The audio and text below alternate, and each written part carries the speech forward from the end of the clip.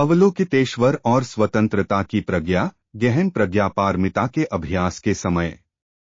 प्रिय श्रोताओं, पिछली कड़ी में हमने सूत्र पाठ की विधियां और नियम जाने। आज हम सूत्र के पहले वाक्य अवलोकितेश्वर बोधिसत्व गहन प्रज्ञापारमिता का अभ्यास करते हुए की व्याख्या में प्रवेश करते हैं। पहले दो बातें स्पष्ट करना आवश्यक है। पहली, भगवान बुद्ध ने कहा था, केवल शब्दों के अर्थ पर अटककर जो सूत्र को समझना चाहता है वह तीनों कालों के बुद्धों का शत्रु बन जाता है। इसलिए व्याख्या रचनात्मक होनी चाहिए, मूल विचार से भटके बिना।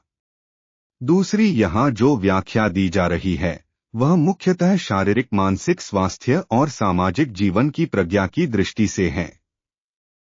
हृदय सूत्र का पहला वाक्य है, अवलोकितेश्वर बोधिसत्व। अवलोकन और बोधिसत्व का अर्थ हम पहले ही जान चुके हैं। आज विशेष रूप से स्वतंत्र ईश्वर शब्द पर विचार करेंगे।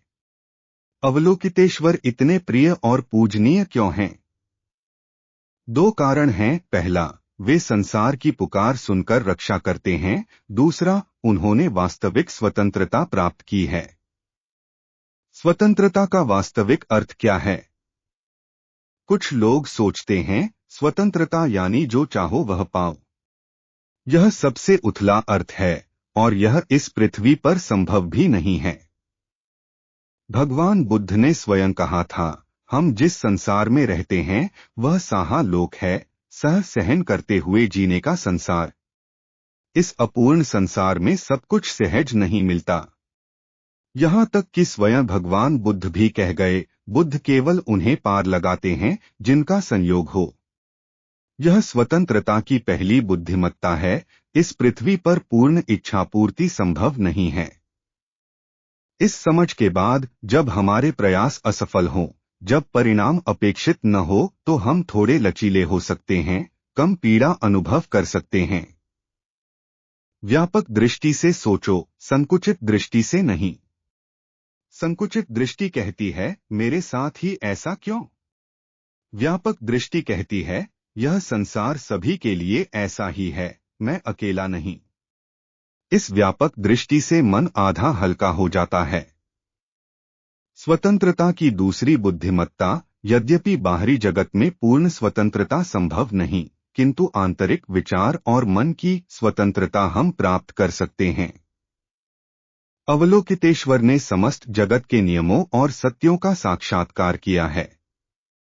इसलिए उनके लिए प्रत्येक घटना, प्रत्येक व्यक्ति, ये सब अनंत कार्यकारण श्रृंखला की एक कड़ी मात्र हैं, जो शीघ्र ही बदल जाएगी। हम साधारण मनुष्य क्यों व्याकुल होते हैं?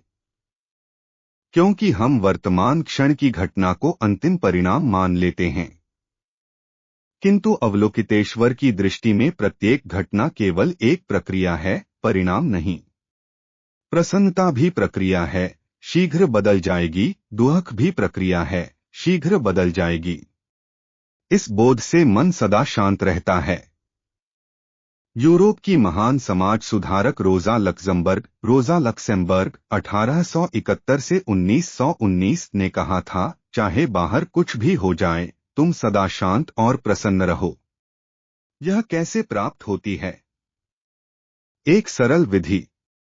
जब भी कोई व्यक्ति या घटना आए, स्वयं से कहो, यह केवल एक प्रक्रिया है, अंतिम परिणाम नहीं। समय के साथ यह एक स्वाभाविक मानसिक आदत बन जाती है। यह न तो कोई विशेष आसन चाहता है, न लंबे समय की एकाग्रता, केवल दैनिक जीवन में जागरूकता। स्वतंत्रता का तीसरा अर्थ, शरीर और मन एक हैं। जब मन की वास्तविक स्वतंत्रता प्राप्त होती है तो शरीर भी स्वतः हल्का, जीवंत और स्वस्थ हो जाता है। यही बौद्ध धर्म की शिक्षा है, मन के बदलने से बाह्य जगत बदलता है। अगली कड़ी में हम साक्षात्कार किया पंचस्कंध शून्यता का अर्थ जानेंगे। हमारे साथ बने रहिए। धन्यवाद।